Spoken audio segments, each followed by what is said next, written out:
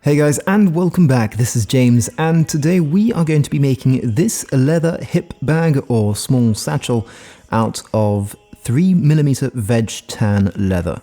Now, for those of you in the US, 3mm is the thickness, and it's roughly equivalent to 7 or 8 ounces for the thickness of the leather. Now, I am going to be using my own specific technique for dyeing it. Now, the first thing I do with any leather I get is add in a nice little coat of neatsfoot oil.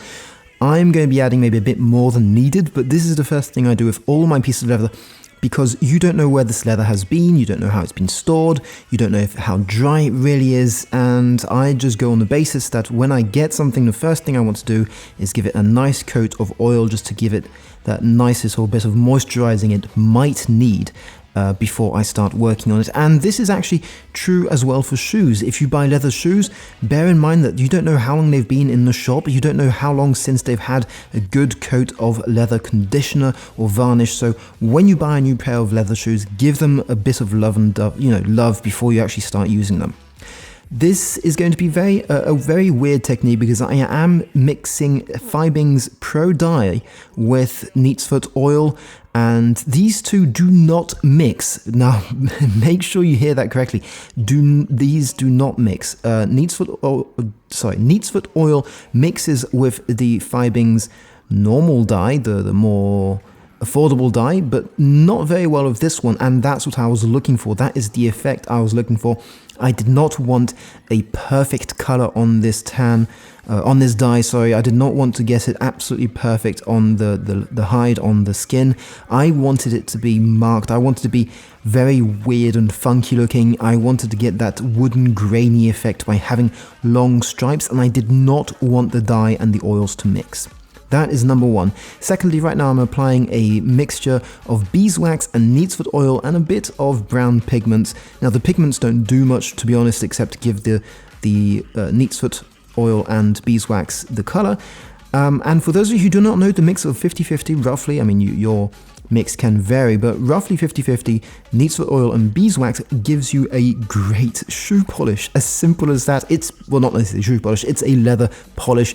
The neatsfoot oil will give it a lot of that, oils will bring it back to life basically, and the beeswax will protect it and give it a glorious bit of shine. It's really simple to make at home, and that's what I use on most of my leather projects these days, and I love the result it's giving me. I love how it looks, I love how it feels. It does take a bit of time to actually apply on, because you need to warm it up sort of with your hands and with the towel or the cloth that you're using, so that the wax really penetrates into the pores, and then it does take a bit of time to actually take the excess wax off, but it's definitely worth the result and the work, getting that gorgeous shine on it, and it really does a great job of protecting your leather against the weather and protecting it against everyday use. Next bit for me was to cut out a template. I drew this by hand. I do not have anything specific to share with you because it's a relatively simple template, and you'll see what I mean by that in a second.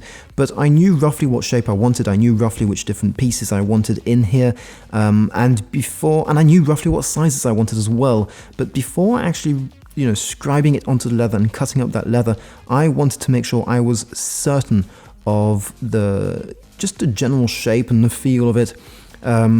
So I decided for once to actually make a proper template out of cardboard I had lying around, basically just cardboard. And as you can see, I'm scribing down the lines here. You'll see this quite a few times during this build. There are 2 bags I am scribing for. I've only made one so far, and you'll only see me make one, but sometimes you'll see some of these pieces doubled up. For the side gussets, you'll actually see 4 of them, so don't be too alarmed at that. I'm only using half of the pieces that I'm cutting, but that's just to let you know that, in this project you might see things that don't look necessarily quite logical. 3mm thick leather is a pain to cut. It's very thick. Again, 7 or 8 ounces in thickness. That's very thick, and it's given me, the final result is incredibly sturdy. So you want to cut out all the pieces, of course, and you want to cut out 2 straps made out of the same piece of leather, and these straps will be used to hold the closing mechanism, as you'll see very soon. I will be building a strap much later on for, just a shoulder strap, but for now let's concentrate on the bag and the bag alone. Once you've cut your leather, make sure you give it a nice beveled edge using a special edge beveler tool here, as simple as that. And this will help you make sure you take off all these hard 90-degree angles that you may have created when you're cutting the leather, and it also means that your burnishing process will be that much neater. So the burnishing is very simple.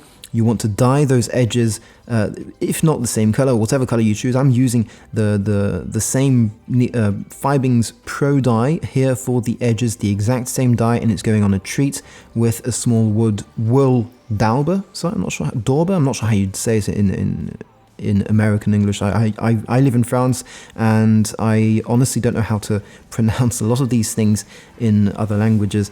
Well, at least the proper pronunciation.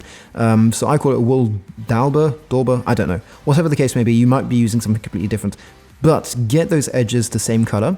Then I use, some people call it toconol or toconol, or gum trag or tragicant. There are many different ways of saying this, and there are many names for this. It's basically gum trag, or it's a type of gum that will help you while you're burnishing give your edges a really sleek look. That's not, I mean, I'll tell you when I do that. Right now, obviously, I'm still working on the gussets on the sides of the bag here. This is where the attachment strap is going to be placed. But the burnishing process, there we go, here we go for the burnishing process. The first step is to add on that gum trag or toconol, give it a nice good rub, and this will help push down the fibers, and with the heat that you're applying, rubbing it all in, it will sort of not burn, but sort of burn-ish. I'm not sure if that's where the word comes from, burnish, but I like that explanation, so that's my explanation. I doubt that's the right thing. Please correct me if you know where the word burnish comes from, but it gives your edges a really glorious satin feel to them and makes them much more protected and hard in general. Note also that burnishing leather only works with vegetable tanned leather. You get mainly 2 big families of leather. You get vegetable tans and you get chrome tans or chromium tans. Burnishing does not really work very well with chrome tanned leather. You can achieve it, but it's not going to be as easy, and certainly won't often look as good as with chrome tanned leather, which I'm using here. Back to the sides once everything is burnished. Again, this is where the straps are going to be, and I'm trying something a bit different. I wanted these connector pieces to be sandwiching the side of the leather, the gusset, and to be honest, it gave me a really nice result. I think I'll be using this again in the future. It's moderately simple to install, and I'm very happy with the result, very satisfied. It's a very sturdy attachment. The only thing to note here is because I'm using the same leather all around, it's 3mm thick leather, so that's 9mm of leather you have to get through, which makes it really tough and sturdy and durable. But again, that I guess is why I chose this leather, because it's tough and sturdy and durable, and because of this it's going to be a pain to stitch throughout the process, and I'll show you a bit of that later.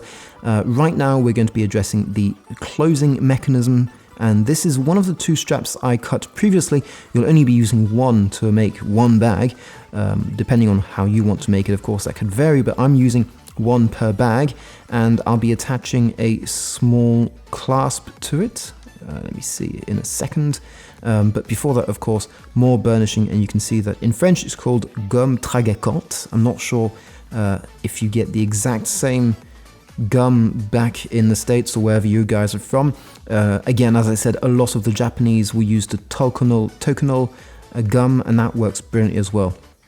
Marking where my stitching is going to go, I've got a compass here, or a protractor I think some people call it, and just scribing down all my pieces of leather in one go. Again, you can see 4 side gussets. I'm only going to be focusing on 2 in this video, simply because once I stitched the first one, I realized how tough it was to get round those corners.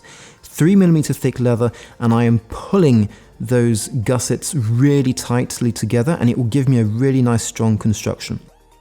Before we end this part 1, guys, make sure you hit the link in the description to go and see my website and find out where you can buy my small card holders. I love making these things. They're really fun and they are so practical. Grabbing yourself one of my card holders or for a friend as a present is a really excellent way to help me out and my channel. I do not make money out of all this. It's a hobby, complete hobby, and I would love it if you guys could go and check those out. I make them in many different colors and they are amazing. I've been using mine for the last 6 months and I absolutely love the patina on it, and I seriously wouldn't change it for the world. Also, make sure you hit the Amazon affiliate links to go and see what tools I'm using and suggest you guys grab as well if you're starting off in leathercraft, or even if you've been practicing the craft for years. Go and check that out. Any purchase you make through my link, Amazon affiliate link, really helps me out as well, because I get a small kickback as well from anything you buy there. Thanks a lot for watching, guys. Make sure you hit the subscribe button and I'll see you very soon in part 2 of making a Vegtan hip bag or small satchel bag. Thanks and see you soon.